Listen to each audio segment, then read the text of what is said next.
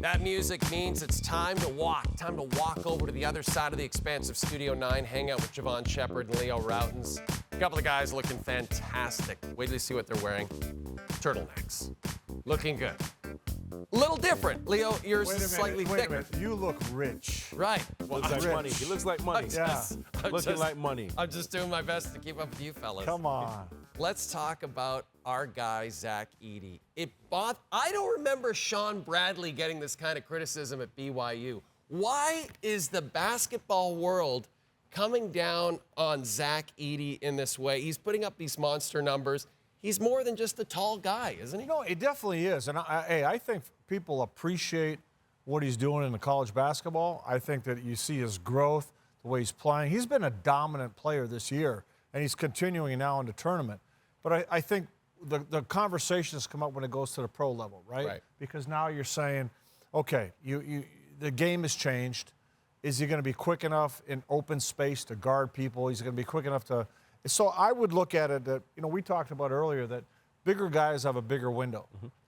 So you can't look at him just as he comes to the league. Right. Maybe look 2-3 years into the league. Will he be able to adapt? Will he be able to speed up his game? Be able to handle things defensively? I think that's the big question. Well, a lot of it is all the criticism he gets is hinged on the fact that, today's game, especially the NBA game, and scouts are comparing him to guys that are 6'8", 6'9", that can shoot the basketball, that can stretch the floor.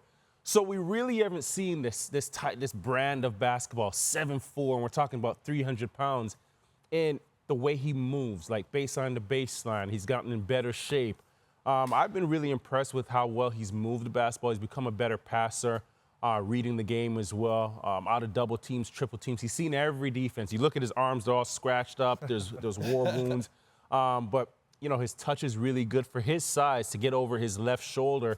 And it's funny because we often talk about creating space and separation, and you think about guards doing that, coming off of screens.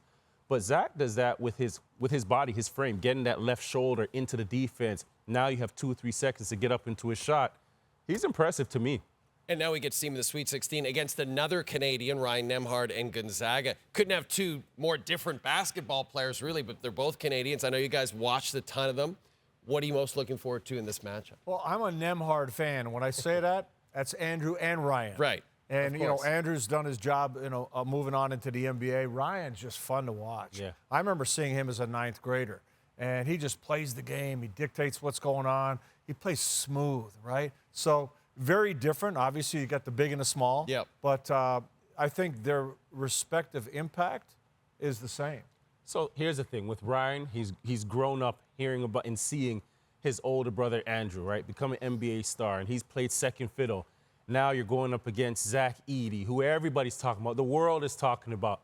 Both of those guys are Canadian. And, Leo, you know it as well. When you go out there and there's friendly competition, you want to be the top dog, right? You want to be the last person talked about. So I think for Ryan going into this game, it's more than just both of their teams matching up. It's the Canadian pride in them as well, and he wants to come out with this one. But he's an absolute dog, really moves the basketball, facilitates, and it's not about scoring with him. It's about winning. It's the way, like, you came out with the velvet, right? See, it's that like Canadian pride. You That's had to do right. better. Yeah, I'm trying to be the top dog. I'm not succeeding, but I'm trying my best.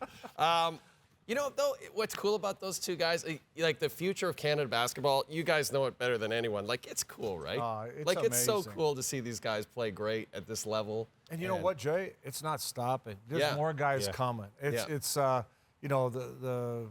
just so cool to see one player after another coming in, making an impact. Remember years ago, anybody was in the NBA other than like the Steve Nash, but it was just role players, right? Yeah. And then college guys weren't marquee players in their teams. That's all changed. Yeah. That's all changed. It's so much fun to watch. Yeah, I remember playing. When you see another Canadian back in the day, it was like, whoa, like somebody else is doing this at this level. Yeah. And I'm sure it was even worse for you. But now it's become almost like a brotherhood. It's become a pipeline of players, not just at the collegiate level. You look at the NBA level. You look at the guys that are playing in Europe and so forth. And then even within our own country, the guys that are at the age group teams for the national team. So you can just continue to foster and cultivate that talent. And I think, the sky is really the limit for Canadian talent. It's going to be so fun at the Olympics this summer. Yeah. Okay, very quickly, Sweet 16. Other than that Purdue-Gonzaga matchup that a lot of Canadians will be into, who else should we be looking at? I like the Duke-Houston matchup. Yeah. I mean, Houston just grinds you defensively, and Duke is really coming into their own. Sometimes you hit the tournament, it's not necessarily how you did all season. It's hitting your stride Sure. right now. Yeah. And Duke right now seems to be hitting their stride. I'd probably have to go NC State and Marquette, and purely because I want to watch Tyler Kolek play basketball. Right. He's probably the best guard in college basketball right now.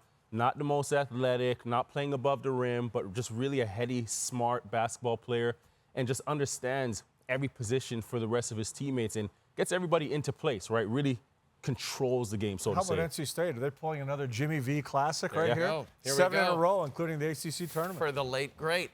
Here we go. Great work all weekend, guys. You guys must be exhausted. No, I had a couple days off. There you go. I'm getting some rest. A couple of days off, and we'll see these guys back here on Thursday.